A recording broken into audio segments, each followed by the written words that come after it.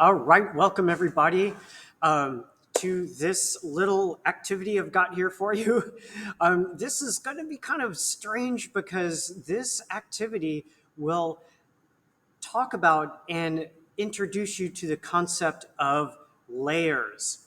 Now, layers is how any digital image software works, so you can manipulate different things on your digital image independently. So it's all about being able to have the control to do what you have in your head and make an image out of it. So as you can see here, I have a sandwich in front of me that I've made in the Photoshop simulator, pixlr.com. So you can either use Photoshop for this demo, or you can simply use Pixlr. So this image here is actually made up of a lot of different parts, just sort of like a sandwich is made of different parts. Look on the right-hand side here. I have something called the Layers panel open. Now, the Layers panel is interesting because I have an ingredient for my sandwich on a different layer. Now, layers are interesting. It's like stacking different digital image pieces on top of each other. Why? So you can manipulate, move them, size them, or colorize them all without affecting another layer. So for example, if you could see here, I have some lettuce inside of my sandwich. What if I wanted to make that lettuce bigger? Well, I can't do it if I put everything on one layer because I have a piece of bread on top of it, right? So I'm going to go ahead and click on the lettuce layer to activate it.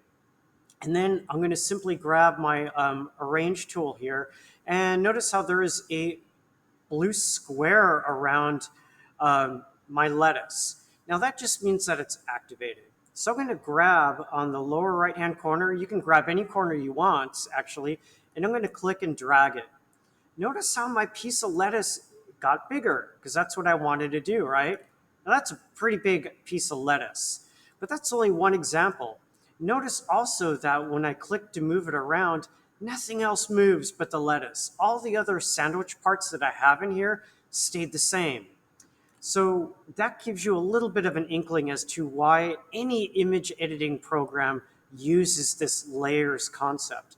It's not strictly for just sizing and moving around.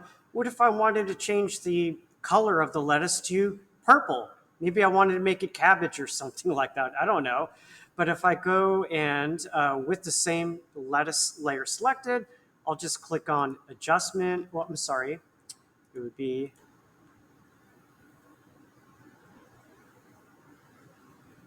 yeah, adjustment. And then maybe I'd choose hue and saturation. Hue means color. Saturation means how pure that color is. But I'm going to go over to hue and I'm going to change it to purple. All right, so now I've got this weird purple cabbage. So notice how the rest of it didn't change, right? Well, that's simply just because I wanted to just change the cabbage, right? I think I'm going to put, I think I want to put my lettuce back to where it was, so I'm going to hit cancel. All right. So notice here on your layers panel that you have all these little eyeballs next to every layer. That's because I can turn on and off every layer. By the way I have these layers stacked are all in order. This top layer here refers to this piece of bread. So I'm going to mouse over here and I'm going to click on the little eyeball. Well, the piece of bread disappeared. Next up, I have my bacon. This kind of looks like an awful piece of bacon, but whatever. I'm going to go ahead and turn that off. And I can turn them on and off however I please or reorder these. And then I've got my two pieces of tomato. I can turn those off. And there's my good old lettuce. And there's my last piece of bread. And finally, I stuck some potato chips on here for fun. So I'm going to go ahead and build my sandwich back the way I did before. Okay, and there you go. There's my sandwich.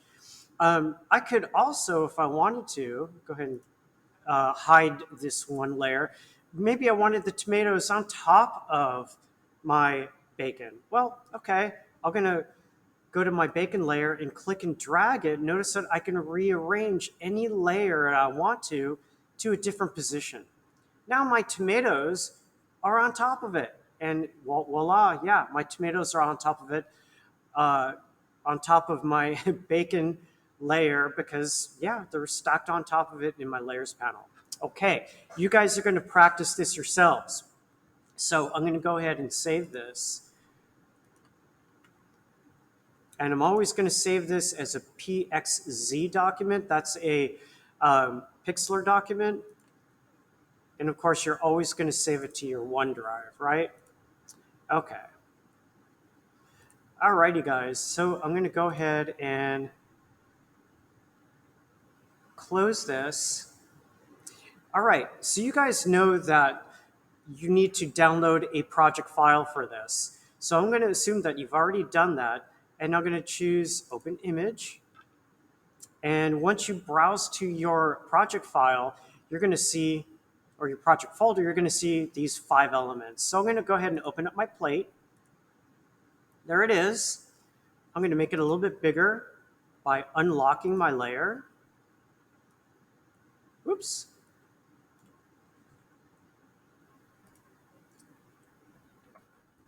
And hitting Control Plus.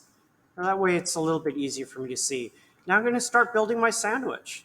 So if I want to import a layer, the Pixlr has a really easy way to do it. You just hit the plus sign and choose Image. There we go. I'm going to choose my piece of bread. All right. There's my bread. But hey, there's something wonky going on here. What's wonky about this piece of bread? Well, it's got this white box around it. You're going to find that when you have an image that you download from the internet and want to place it on another project, you're going to want to delete part of it, right? In this case, I want to delete this white background.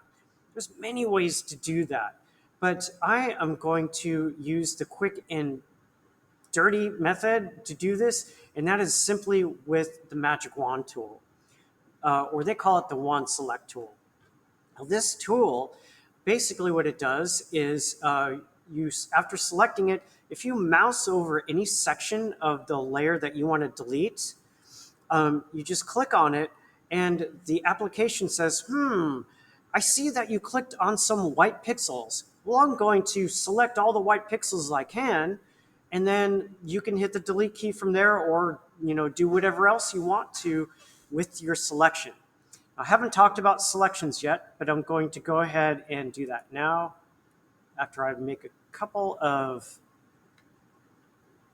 changes here. So I'm going to go ahead and mouse over my white area.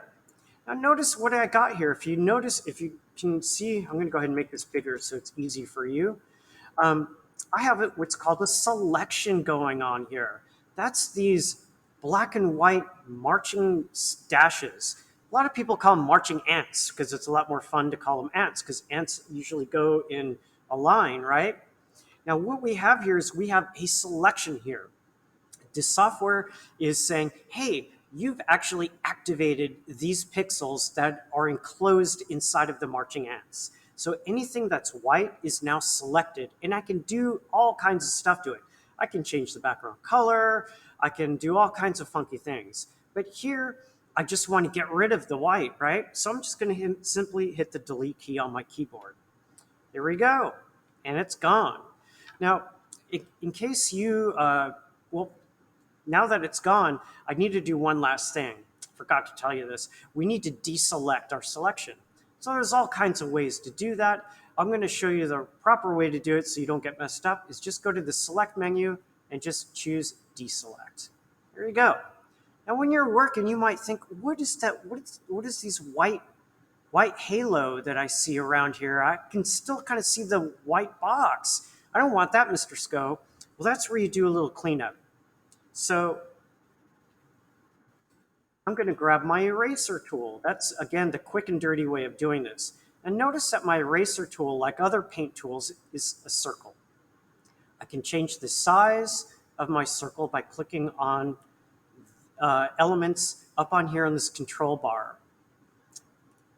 So I've made my eraser a little bit bigger, and I'm just going to go around and I'm going to clean up what the magic wand tool kind of didn't select very well. And I'm going to just do this real fast. That's getting better. I still have more work to do though. Okay, now I'm going to go ahead and grab this, and I'm going to shrink down my piece of bread a little bit because it's kind of big. All right, now all you're going to do is do the same procedure with all the different elements. Choose your next image. Let's say I want my lettuce to go next. There it is. You're going to delete the background in the same manner as you did before and then size it. Put your tomatoes on there, your bacon, and then your top piece of bread. If you want to get fancy, you can go on the internet and download some potato chips and a soft drink too. All right, guys, have fun with this. If you have any questions, ask me, and I will be glad to help you out. Enjoy.